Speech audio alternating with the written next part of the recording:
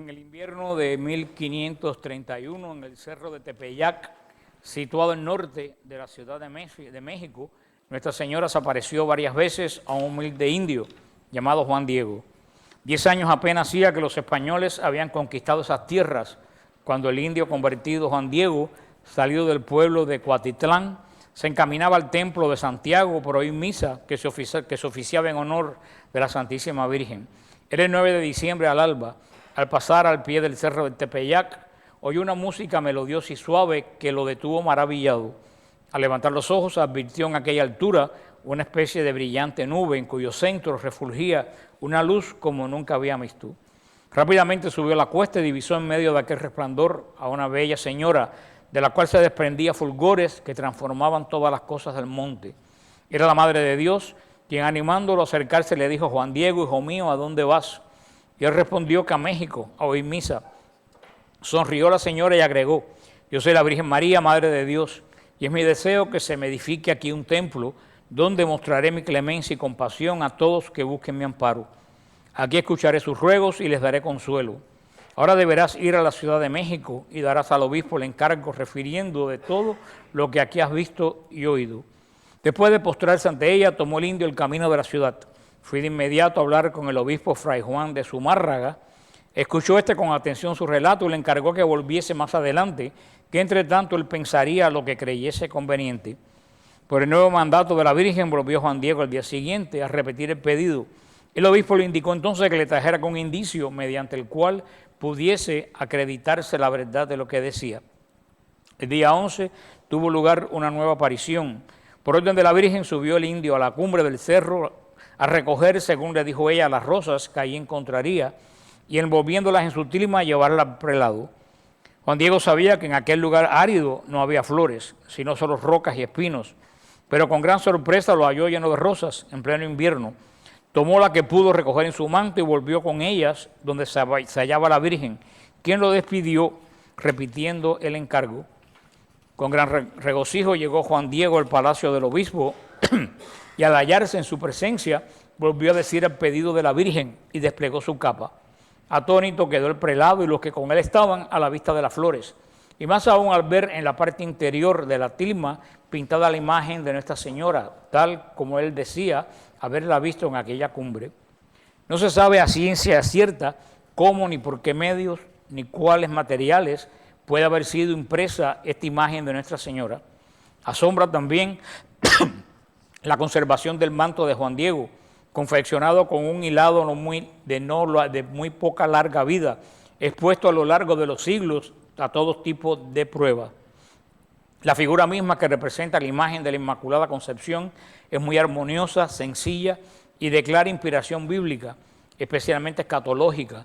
Un científico ha señalado recientemente que las estrellas en su manto son tantas en números cuantas lo eran las constelaciones visibles en el cielo, en aquel lugar y en el mismo tiempo de la aparición. Algunas de las cualidades de la tilma de Juan Diego, dice, hecha principalmente de fibras de cactus.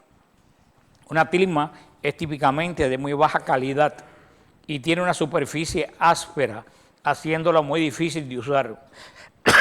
Perdón.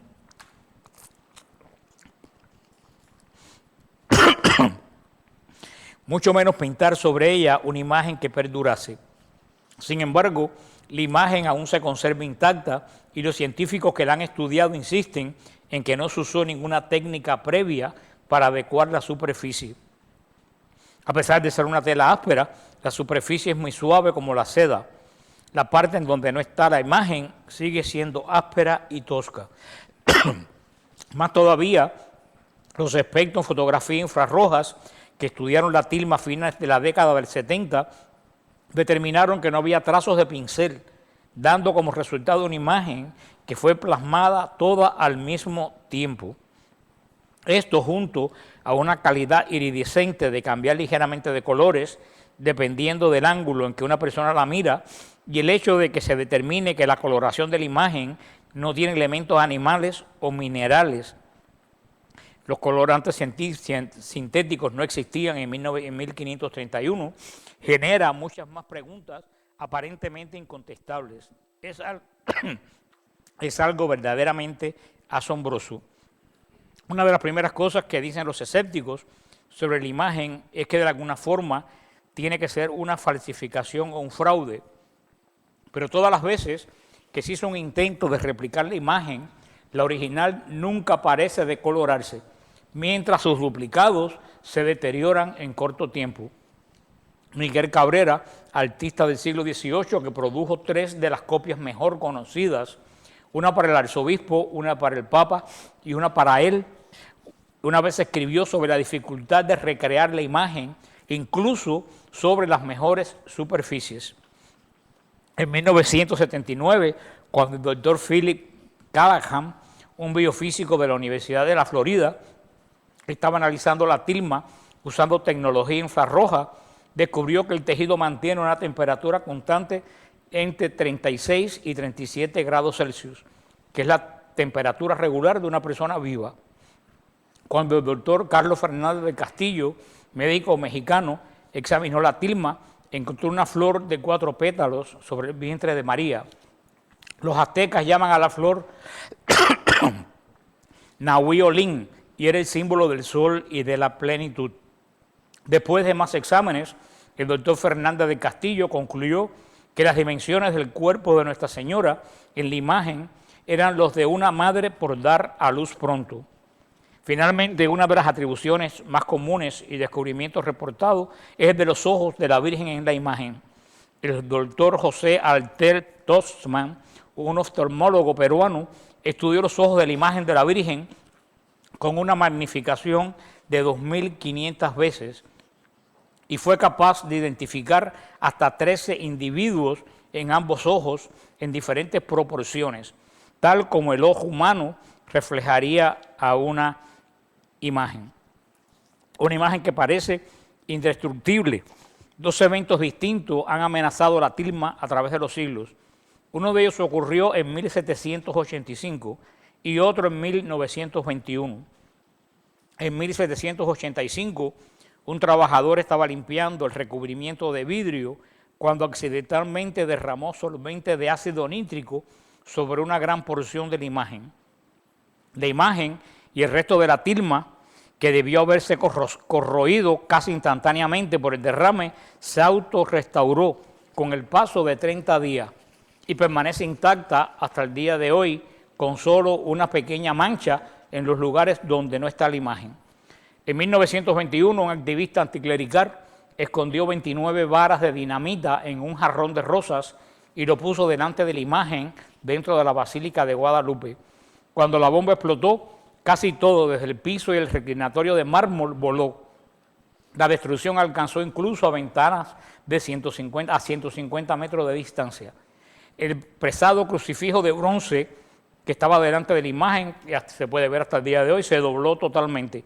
Sin embargo, la imagen permaneció intacta y nada le sucedió. Estos son algunos de los datos de los misterios que rodean la imagen de Nuestra Señora de Guadalupe. Yo estuve hace varios años, como 4 o 5 años, yo estuve allí y lo que me llamó la atención, no sé si algunos de ustedes han estado en la Basílica, lo que me llamó la atención es cómo brilla los colores, el anaranjado brilla que parece que lo acabaron de pintar. Y yo pensaba que iba a haber una imagen opaca, ¿no? Como la Capilla Sixtina, algo así, y el brillo es algo que casi tú lo miras y que salta de la tilma. O sea, después de 500 años de pintada, cuando, como dice este artículo que leí, todas las copias que se han hecho a los 40 o 50 años se echan a perder, pierden la coloración. Es verdaderamente algo importante. Y sobre el nombre, pues la Virgen nunca dijo que se llamaba Guadalupe, porque eso no es en el idioma en que ella habló. Lo que pasa, que sucede, y Rebeca, nuestra guía de Israel, nos dice siempre que nosotros, los de descendencia española, cambiamos todos los nombres, porque ella dice que nosotros hemos cambiado todos los nombres de Israel, que la gente pronuncia los nombres en el mundo entero como son de Israel, pero los latinos pronunciamos los nombres como nosotros nos da la gana. Y si ustedes ven la historia de México, los españoles masacraron los lugares. Ellos oían y después los reproducían como a ellos les parecía que habían. Una de las ayudantes de Cortés, que se llamaba Maxinclín, terminó siendo Malinche, porque ellos lo cambiaban. Y lo que la Virgen le dijo a Juan Diego, que era la Cuatlalupe, que quiere decir en náhuatl la que pisa la serpiente. Y cuando Juan Diego le dijo que era la Cuatlalupe, lo que a ellos le vino a la mente fue la Guadalupe, que es un santuario de Extremadura muy famoso, donde Colón y Diego Velázquez oraron y Hernán Cortés oraron antes de partir, y con ese nombre pues se quedó. Pero lo que la Virgen lo que dijo era la Cuatlalupe, que quiere decir la que aplasta el mar, la que aplasta la serpiente. De ahí vino esa confusión y terminó con un nombre de una Virgen de Extremadura. Así que esa es la fiesta que celebramos hoy de la patrona de América, que ella interceda por nosotros y por la iglesia. Vamos a abrir la Santa Palabra de Dios en el capítulo 9. ¿Era el 9? Sí. 9 de Esdras. Pero antes invocamos al Espíritu Santo. Espíritu Santo, ilumina nuestro entendimiento para que al leer o estudiar la Sagrada Escritura sintamos la presencia de Dios Padre que se manifiesta a través de tu palabra. Abre nuestro corazón para darnos cuenta del querer de Dios y la manera de hacerlo realidad de nuestras acciones de cada día. Intrúyenos en tu senda para que, teniendo en cuenta tu palabra, seamos dignos de tu presencia en el mundo. Amén. Yo que critico a los curas que toman agua cuando están en la misa, pues ahora me tocó. Como dice, no hay lengua que no habló, que Dios no castigó. En las clases anteriores, la última que dimos, vimos resumen del capítulo 8 y vimos la oración de Esdras en el capítulo 9. Yo les leí la oración de Esdras, que no hay mucho de lo que hay que explicar, porque es verdaderamente una hermosa oración, pero oración al fin. Así que solamente, pues, si ustedes quieren, la pueden volver pues a leer. Y comenzamos en el capítulo 10, que es el último capítulo de Esdras, en el nombre del Padre, del Hijo y del Espíritu Santo. Amén. En esta última clase que hablamos, pudimos observar esta gran oración, que más que una oración es una confesión de fe de Esdras, cuando llegó a Jerusalén y fue informado, si se recuerdan, sobre la triste situación espiritual de los que habían regresado de la cautividad. Se recuerdan que cuando llegó se encontraron que se habían casado con cananeas, que habían vuelto exactamente a los tiempos de Ocosías. Entonces, rodeado de aquellos que todavía tenían un temor reverente por la palabra de Dios. Recuerden que Esdras fue un hombre especialmente reverente de la palabra de Dios. Hizo esa gran oración de intercesión donde él asumía la culpa del pueblo y reconociendo que a pesar de sus pecados, Dios les había mostrado misericordia, liberándolos del cautiverio y no enviándole el castigo que de verdad ellos se merecían. Hoy en día, cuando nosotros miramos pues alrededor, la iglesia no anda mucho mejor que en la época de Esdras. En la iglesia en estos momentos hay una tremenda decadencia espiritual. Yo hablaba con los padres que estaban conmigo de WTN y decíamos que si no fuera porque nosotros sabemos de la promesa de Dios, del Señor a Pedro, las puertas del infierno no prevalecerán. También te da la impresión de que la iglesia se está desintegrando, porque donde quiera que uno mira, lo único que uno oye ve es de herejías, desastres, disparates. Las liturgias cada día, cada cual hace lo que son un desastre, cada cual hace lo que le da la gana. Roma anda por, yo no sé, cuidando de los pájaros y de la creación y que no los hielos que se derriten y la gente diciendo disparata en la iglesia y nadie pone orden en la iglesia. O sea, cuando miramos hoy en día, podemos entender muy bien la angustia de Esdras. Esdras miraba alrededor y el panorama que Esdras miraba alrededor era desolador. Pero como yo hablaba con los padres y les decía a ustedes, siempre tenemos la promesa de Dios. Y el Señor cumple las promesas cuando la da. Y la promesa de las puertas del infierno no prevalecerán. Eso a la iglesia nadie se la quita porque el Señor no cambia de idea. Lo único que nos ha tocado vivir una época bastante dura, que uno muchas veces no sabe ni a quién oír, ni a quién acudir, ni a quién entender, ni quién está diciendo la verdad. Pero Esdras fue un gran renovador. Y eso yo creo que lo que la gente, los hombres y mujeres de oración, tenemos que pedirle al Señor que los tiempos están perfectos para que el Señor mande un renovador. ¿Quién es? ¿De dónde va a salir? Yo no sé, pero los tiempos están precisos como el Adviento. Están ready para que el Señor mande un renovador de la iglesia. En momentos de grandes confusiones de la iglesia, siempre el Señor ha levantado renovadores. Levantó a San Francisco, a Santa Teresa, ha ido levantando gente para reedificar la iglesia. Y por eso la gente de oración tenemos que orar para que el Señor mande, como Esdras, un nuevo renovador de la iglesia. Yo tengo alguna idea por dónde debe estar, pero como yo no sé lo que piensa el Señor, mejor lo dejo que Él lo busque y lo manifieste. Pero necesitamos esa persona que vuelva a llevar la iglesia de nuevo a los caminos de santidad de la cual se ha desviado para terminar siendo casi una organización como la ONU, donde la gente se reúne a discutir. La iglesia no es para discutir, la iglesia es para obedecer. Yo nunca he visto que la fe se haga por discusión. La fe es una y nadie la puede discutir. Por eso yo soy, y a lo mejor soy un animal anacrónico, pero yo soy totalmente opuesto a una iglesia sinodal. ¿Qué saben lo que es una iglesia sinodal? ¿Saben lo que es un sínodo? Sínodo es una reunión de obispos. La iglesia ortodoxa es una iglesia sinodal. ¿Por qué es una iglesia sinodal? Porque ellos no tienen cabeza. Porque el arzobispo de Constantinopla no tiene poder ninguno legislativo sobre la iglesia. Es una figura decorativa, que los respetan y le echan incienso, pero lo que diga o no diga a nadie le interesa.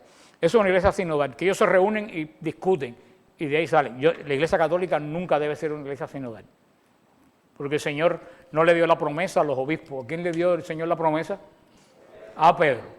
Ya partiendo de ahí, no hay absolutamente nada que discutir con Pedro. Es el que habla, y la iglesia ¿qué hace? Obedece. Punto. No es complicado, es lo más sencillo. Pedro habla y la iglesia obedece. Como decía este refrán romano antiguo, Roma locuta et causa finita. Roma habló, ya no hay más nada que decir, pero ahora Roma no habla, ahora Roma se reúne con 300 obispos cada cual. ¿Y ustedes han visto alguna vez que algo bueno salga de una reunión? Las reuniones son a discutir porque cada cual quiere imponer su criterio. Y la iglesia no puede dirigirse de la forma que se dirige la iglesia ortodoxa. Por eso somos católicos. Tenemos que orar para que la iglesia vuelva a ser la iglesia de Pedro, no la iglesia de un sínodo, sinceramente. Pero en estos tiempos que estamos viviendo tan extraños, que parece que hay una luteranización de la iglesia. Porque yo estaba leyendo un libro de San Ignacio de Loyola el otro día en el viaje, que tuve 26 horas de viaje, así que tuve bastante tiempo de leer y perdí el poco fondillo que me quedaba. Pero yo estaba leyendo algo y yo dije, pero esto es cierto, porque ¿cuál es la doctrina de Lutero, principal de Lutero? La justificación por la fe, ¿no? Lutero dice que el hombre es justificado por la fe. Luego entonces, nada de lo que hace el hombre influye. Porque Dios lo único que mira, ¿qué cosa es? La fe. Entonces, no importa, si tú haces algo bueno, no importa. Y si tú haces algo malo, no importa. Porque ¿qué es lo que importa? La fe. Eso es lo de Lutero. Y esta misericordia que anda en la iglesia ahora, ¿qué cosa es? No importa lo que tú haga, el Señor te mira con misericordia. ¿Qué cosa es eso? La doctrina de la justificación por la fe de Lutero disfrazada. Para mí como se me corrió una cortina leyendo, y nada menos que de San Ignacio de Loyola. O sea, yo dije, vaya, esta misericordia que tenemos hoy en día es la doctrina de la justificación. Claro, si somos justificados por fe, ¿por qué yo voy a juzgar lo que tú haces bueno o malo si eso no? ¿Ustedes entienden lo que estoy diciendo? Porque yo no me había dado cuenta de eso hasta ahora. Yo dije, mira cómo están tratando de meter el luteranismo de una forma solapada. Igual que otra de las cosas que han insistido es el sacerdocio del pueblo. No el pueblo sacerdote, sí somos sacerdotes en el bautismo, pero el sacerdote es la persona que ministra en persona a Cristi. Nosotros no ministramos en persona Cristi. O sea que estamos viviendo unos tiempos muy, muy complicados. Y nunca mejor que ahora estar estudiando a Esdras, porque Esdras vivió tiempos muy complicados, más o menos lo que estamos viviendo nosotros ahora. Pero vemos lo que hizo Esdras cuando vio que todo alrededor era un desastre. ¿Qué fue lo que hizo Esdras? Orar. Oro. Eso, nosotros no podemos arreglar Roma, ni podemos arreglar sínodos, nosotros lo único que podemos hacer es orar. Como dijo no me acuerdo, alguien que yo conocí o que leí, porque ya yo no sé si conozco, leo de dónde salen la gente, esta muchacha que decía que ella quería hacerse misionera, después quería trabajar con los pobres, después quería trabajar con los enfermos de SIDA, después quería dar catecismo, como no pudo hacer tantas cosas, se hizo una monja contemplativa. Porque entonces en el monasterio podía orar por los pobres, por los enfermos, por los niños, podía orar por todo. Porque verdaderamente la oración abarca todos los campos. Eso fue lo que fue Esdras. Y lo bueno del caso es que cuando hay gente que ora, Dios está dispuesto siempre a escuchar. Por eso tenemos que orar, no podemos bajar la guardia. Después de aquella gran reunión de oración, comenzó entonces un movimiento de renovación espiritual. O sea, nosotros a lo mejor hubiéramos hecho al revés, hubiéramos empezado la reforma y después hubiéramos orado. Esdras primero, ¿qué fue lo que hizo? Oró. Y de esta oración, ¿qué fue lo que surgió? Un movimiento de reforma en Israel. Por eso vamos a ver el primer capítulo del versículo 10. Mientras Esdras, llorando y posternado ante el templo de Dios, oraba y hacía esta confesión, una inmensa asamblea de Israel, hombres, mujeres y niños, se habían reunido en torno a él, y el pueblo lloraba copiosamente.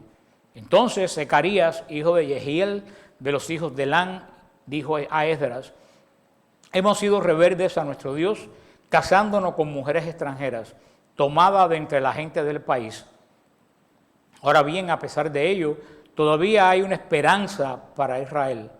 Hagamos un pacto con nuestro Dios, comprometiéndonos a despedir a todas las mujeres extranjeras y a los hijos nacidos de ellas, conforme al consejo de mi Señor y de los temerosos de los mandamientos de nuestra ley.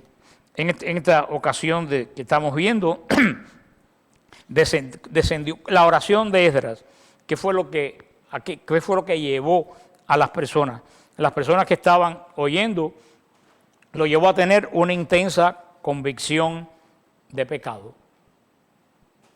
Que eso es lo que hoy en día no tiene el hombre. Hoy en día el hombre en la iglesia y fuera de la iglesia no tiene convicción de pecado. ¿Por qué no tiene convicción de pecado? Porque dice que todo está bien. Si Dios es misericordioso, pues para adelante el carro. Se ha perdido totalmente la convicción de pecado. Por eso cuando Esdras confesaba sus pecados, como si los pecados de Israel fueran de él, la gente empezó a tener convicción de pecado y sentir culpabilidad. Y hay veces que las personas dicen que uno no puede tener sentido de culpabilidad, pero el sentido de culpabilidad muchas veces ayuda. ¿Y qué cosa es lo que necesitaba Israel en ese momento? Sentido de culpabilidad, de sentir que lo que estaban haciendo estaba mal. Si Esdras dice, ay Señor, bendice este pueblo porque tú eres misericordioso y para que ellos sigan, ¿qué hubiera pasado? Nada. Esdras tuvo que reconocer sus pecados, los de Israel, para que el pueblo entendiera y tuviera delante de Dios sentido de culpabilidad. Y hoy en día el sentido de culpabilidad se ha perdido en la iglesia. El sentido de culpabilidad es importante en la iglesia porque si tú no tienes sentido de culpabilidad, tú no te confiesas. ¿Por qué tú te confiesas?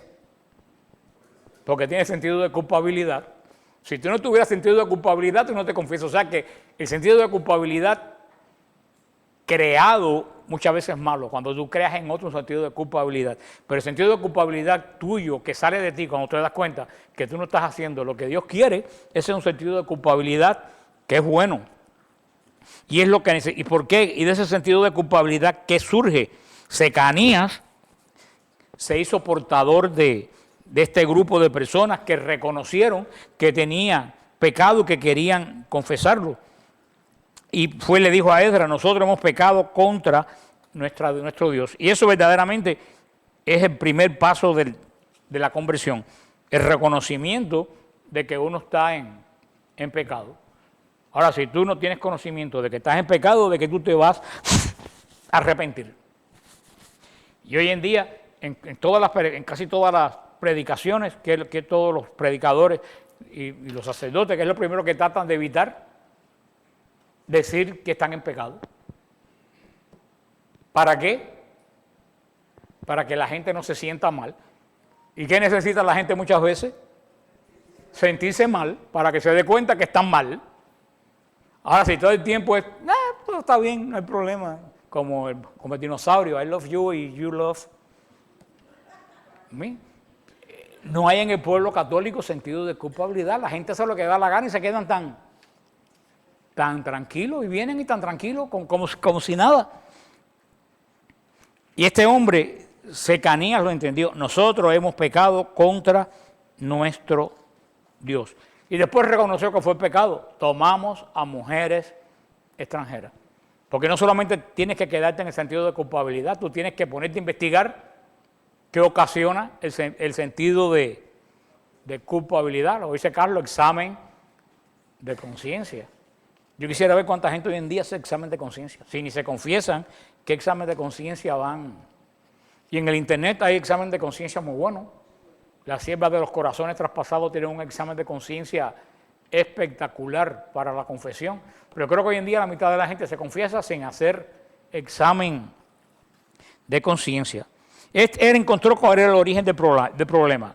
Tomaron mujeres extranjeras. Fue directo al grano. Este es el origen del problema. Lo que estaban haciendo era totalmente en contra de la ley de Moisés.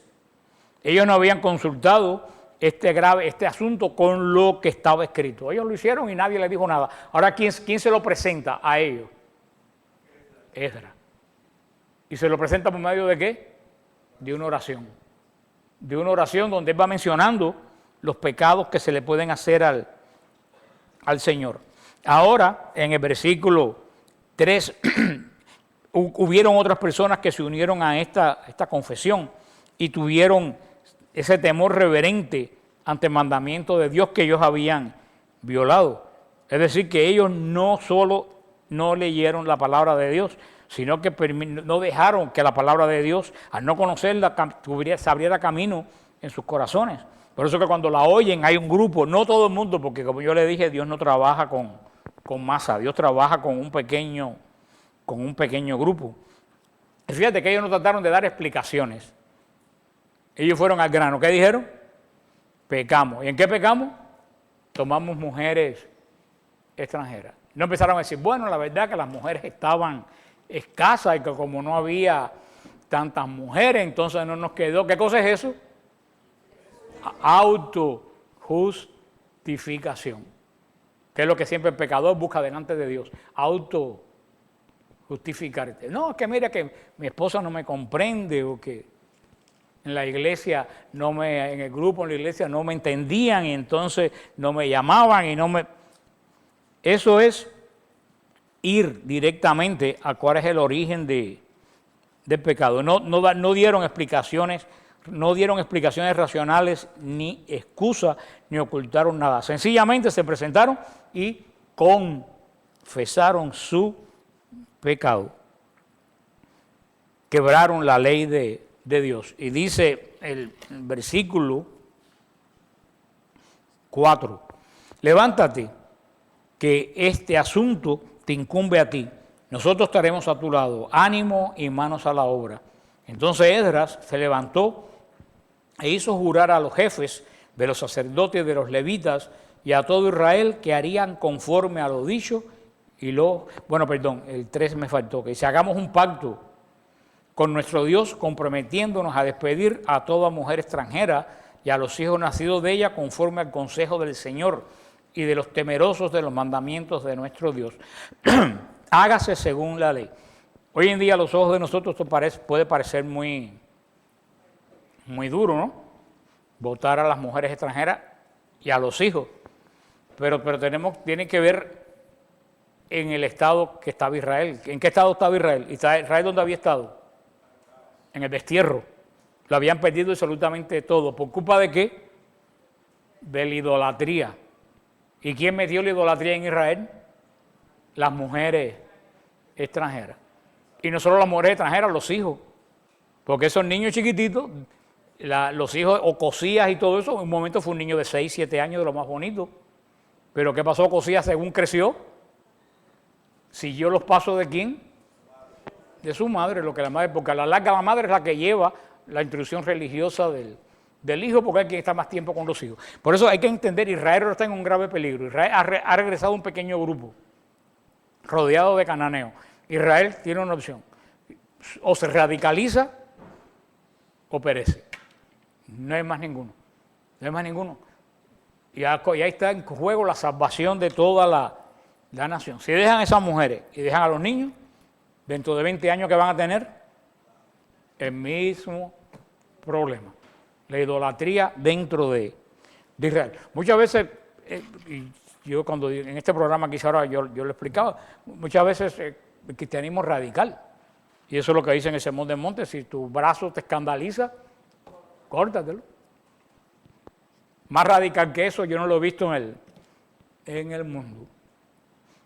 Y es que muchas veces uno, por no ser radical, a la larga, cuando quiere cortar, en vez de cortar uno, tiene que cortar 15 cabezas. Porque las cosas según van rodando, y lo que empezó con una cosa chiquita, por no ser radical en ese momento chiquito, cuando vienes a ver ya después, lo que tienes es tremendo problema. Y a la larga o vas a desaparecer tú, o vas a tener que enfrentarte a un problema muchísimo mayor que si hubiera sido radical desde el mismísimo principio. Es como el cáncer. Si el cáncer no lo agarran en la primera etapa, ¿qué es lo que pasa? Crece y crece y crece y después se convierte ¿en qué? En un problema. Por eso hay que agarrar en las primeras etapas y meterle la quimioterapia que te desbarata, pero es la única solución para que no te mueras. Y así mismo es lo que la radicalización con las cosas de Dios. Cuando ellos se dan cuenta, dicen, vamos a hacer un pacto con Dios. Dios ha trabajado con Israel a través de los pactos. Entonces, cuando dice lo que yo les leí, que en el 4, que dice, levántate, que este asunto te incumbe a ti. Nosotros estaremos a tu lado. ¿A quién le están hablando? A Esdras. Esdras está postrado. Por eso dice, levántate, que este asunto también te incumbe a ti. Nosotros vamos a estar a tu lado. Ánimo y manos a la obra. ¿Usted sabe a qué comenzó ahí? Un proceso de renovación. La renovación no empieza con todo el mundo. La renovación siempre empieza con un pequeño grupo. Un pequeño grupo que quiere cambiar. Y cuando ese pequeño grupo quiere cambiar, si tú esperas para actuar a que todo el mundo cambie, nunca vas a hacer absolutamente nada. Si tú quieres que algo cambie, tú tienes que empezar a cambiar por ti. Y en la medida que tú cambies, los que están alrededor tuyo van a cambiar. Y los que están alrededor de los que están alrededor tuyo van a cambiar. Pero muchas veces nos esperando a que todo el mundo cambie. Olvídate, eso no va a suceder. No ha habido en la historia, de toda la historia de la palabra de Dios, que de buena primera todo el mundo se convierta de un de un solo cantazo, como dicen en Puerto Rico. Y esto aquí, con este pequeño grupo, que oyó lo que dijo Esdras y dijo, levántate, vamos a poner manos a la obra. Ahí comenzó la renovación de Israel. Dice el versículo 5, entonces Esdras se levantó e hizo jurar a los jefes de los sacerdotes y los levitas y a todo Israel que harían conforme a lo dicho, y lo juraron. Luego Esdras se retiró de delante del templo de Dios y se fue al aposento de Juan, hijo de Eliasil, donde pasó la noche sin comer pan ni beber agua, haciendo duelo a causa de la rebeldía de los deportados. La forma de comenzar una renovación. Primero, tenemos que dejar que la palabra de Dios nos ilumine. Todo comienza por la palabra de Dios. Si tú no conoces la palabra de Dios, ¿cómo tú te vas a renovar? ¿Renovar de qué? ¿Por qué Israel cayó en el problema que cayó? Porque no conocía la palabra de Dios. O sea que el primer paso de todo, de una renovación, es dejar que la palabra de Dios nos ilumine. Cuando nos acercamos a la palabra de Dios, tú sabes lo primero que la palabra de Dios te trae. ¿Alguien sabe? Mientras tomo agua. Está cerca lo que dijo Carlos. Cuando tú te enfrentas a la palabra de Dios, lo primero que a ti te trae la palabra de Dios es el sentido de culpabilidad. Cuando tú te enfrentas a la palabra de Dios, tú caes y te dices, fallé. Estoy haciendo lo que no debo. Ese es el sentido de culpabilidad en nuestros corazones. Vemos que no podemos alcanzar por nosotros mismos la gloria de Dios, y que estamos continuamente quebrando todo lo que el Señor nos ha dado por norma. Entonces, cuando uno tiene sentido de culpabilidad, ¿qué es lo que hace? No, se confiesa. Estamos hablando en el sentido cristiano, no en el sentido del mundo. Cuando tienes sentido de culpabilidad, tú tienes que confesar. ¿Y cuál es la necesidad de confesar? La necesidad de confesar es que cuando tú confiesas, tú reconoces que estuviste haciendo algo mal.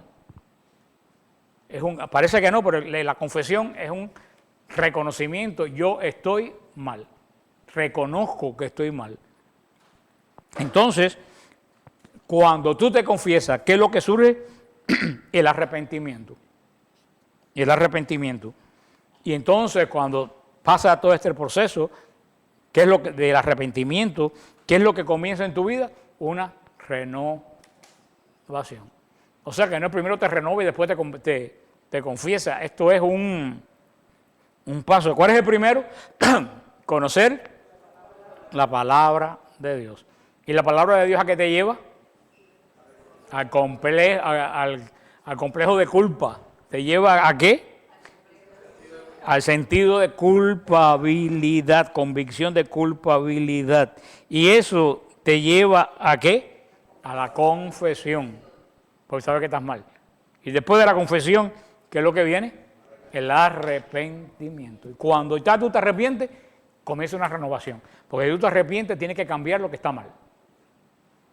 Esos son los caminos para una verdadera renovación. Y si la iglesia necesita esta renovación, tendrá que comenzar por ahí. Nosotros estamos muy ocupados hoy en día predicando arrepentimiento al mundo, a los drogadictos y a los borrachos y que se arrepientan, pero nosotros mismos no estamos predicándole arrepentimiento a la gente de la iglesia. Que fue lo que dijo Benedicto XVI en otras palabras, que dijo que antes de ir a evangelizar al mundo hay que evangelizar la iglesia. Porque el que tú haces con evangelizar al mundo es que cuando el mundo llega a la iglesia se encuentra la iglesia llena de paganos. Se van. Por eso, como dicen por ahí, como el refrán ese, que esto empieza por casa, ¿cómo dice? Que la caridad comienza por casa. Tenemos que empezar el proceso de conversión y tenemos que empezar el proceso de la palabra de Dios, de llamar al arrepentimiento en la misma iglesia antes de ir al mundo. Y ese es el problema que hoy en día, como pensamos que en la iglesia todo está magníficamente bien, pues entonces queremos ir al mundo. Y como yo vi en un ministerio que no voy a a decir que me trajeron esta gente del mundo, de la droga, todo eso, y adentro había una serie de gente con idea protestante diciendo, no, si la Virgen no le hagas caso, la Virgen es una mujer como otra cualquiera, dentro de la misma. Entonces yo digo, ¿para qué traer a esta gente a la iglesia? ¿Qué es lo que le estamos haciendo? Menos mal que esa persona vino y me dijo, chico, yo pensé que venía a un lugar católico, pero me acaban de decir aquí una persona que ni le reza a la Virgen, que la Virgen es como una otra mujer cualquiera. Y yo dije, esa persona, fíjate que está ahí. Cuando miro digo, no puede ser. No podemos ser luz de la calle y oscuridad de la casa. Por eso, verdaderamente, hoy en día Esdras es tan actual en estos momentos y sigue diciendo la palabra de Dios en el versículo 7. Se pregonó un bando en Judá y Jerusalén para que todos los deportados se reunieran en Jerusalén. Todo aquel que no viniera en el plazo de 3 días, según el consejo de los jefes y de los ancianos, se vería consagrada al anatema a toda su hacienda y sería el mismo excluido de la asamblea de los deportados. Y uno dirán, vaya, Esdras es duro, pero a grandes males, ¿qué cosa? Grandes remedios. Fíjate lo que dijeron, 3 días, ni una semana, 3 días. Y que no venga, ¿qué cosa es? Anatema. ¿Qué cosa es anatema? Que quedaba separado del pueblo de Israel. No podía comprar ni vender, no podía tener relación con ningún judío. Eso es lo que es ser anatema. Es como lo que hoy en día es la excomunión. Y eso, por eso estamos viendo que con Esdras es una persona que no juega con la palabra de Dios. No es decir, 3 días, pero si no pueden 3 días, ven la semana que viene. Y si no la semana que viene, ven cuando tú tengas tiempo. Hermano, ese no viene. Las cosas de Dios, lo he dicho a veces, tiene que ser como radicales. Sigue diciendo en el 9, todos los hombres de Judá de Benjamín se reunieron pues en Jerusalén en el plazo de 3 días. Mira qué rápido corrieron. Era el día 20 del mes noveno. Todo el pueblo se congregó en la plaza del templo de Dios, temblando debido al caso. Y también porque llovía cántaro. O sea, no solo temblaban porque tenían miedo, sino porque estaba lloviendo. Era que estuve en Israel, que estaba lloviendo. Jerusalén cuando llueve es bien fría. Entonces el sacerdote Esdras se levantó y les dijo, han sido rebeldes al casarse con mujeres extranjeras, aumentando así el delito de Israel. Ahora pues, den gracias al Señor, el Dios de sus padres, cumplan su voluntad y sepárense de la gente del país y de las mujeres extranjeras. Toda la asamblea respondió en alta voz, sí lo haremos como tú dices. Solo que el pueblo es numeroso y estamos a la intemperie. Además, no se trata de una cosa de un día o 2, porque somos muchos los que hemos incurrido en este pecado. Nuestros jefes podrían representar a toda la asamblea, todos los que en estas ciudades se hayan casado con mujeres extranjeras, vendrían a plazos fijados acompañados de los ancianos y los jueces de cada ciudad, hasta que hayamos apartado de nosotros el furor de la cólera de nuestro Dios por causa de este asunto. Solo Jonatán, hijo de Ashabel, y de Jasias, hijo de Tikvá, se opusieron a esto y apoyados por Mesulán y el levita Sabtai, y los deportaron. Los deportados actuando según lo convenido. El sacerdote Esdras cogió como colaboradores a las cabezas de familia según sus casas, todos ellos designados nominalmente. Las sesiones para examinar el caso se iniciaron el día 1 del 10º mes. Y el día 1 del primer mes se había terminado ya con todos los hombres que estaban casados con mujeres extranjeras. Entonces aquí doy una lista de los que estaban casados con mujeres extranjeras, que a nosotros no nos importa. Y si ustedes son tan chismosos y quieren saber cómo terminó el asunto, pues en su casa se lo para que vean que las deportaciones no solo es idea de Trump, esto viene de la antigüedad, esto viene de miles de años. Aquí en Esdras hubo una deportación. Pero lo que estamos viendo aquí, ya para terminar, es sencillamente lo que estábamos hablando. En Israel había una semilla de pecado. cuando Esdras regresó, ¿cómo se encontró las obras del templo? Paradas. Toda la gente, ¿te acuerdan que lo leímos? Que toda la gente perdió el entusiasmo en la fabricación del templo. Cuando Esdras vino con todas las cosas de oro y plata que devolvieron al templo para empezar el culto en el templo, ¿qué se encontró? Una pila de gente desanimada, sentada sin hacer absolutamente nada. ¿Y por qué se desanimaron? Porque rompieron la ley. ¿Y cuándo rompieron la ley? Casándose. Esto es nuevo. No, hermano, desde el Éxodo el Señor viene diciendo, no se casen con extranjeras. Desde el Éxodo, lo primero que el Señor le dijo, cuando llegues a la tierra que te voy a dar, no te cases con las mujeres de allí. ¿Por qué ese país está así? Han perdido el país por culpa de la inmoralidad religiosa que hay en ese lugar. Y usualmente no es que las mujeres sean más inmorales, pero lo vuelvo a decir, es que ¿quiénes están más tiempo con los hijos? Las mujeres. Y si esas mujeres estaban corrompidas religiosamente, se la pasaban a los hijos.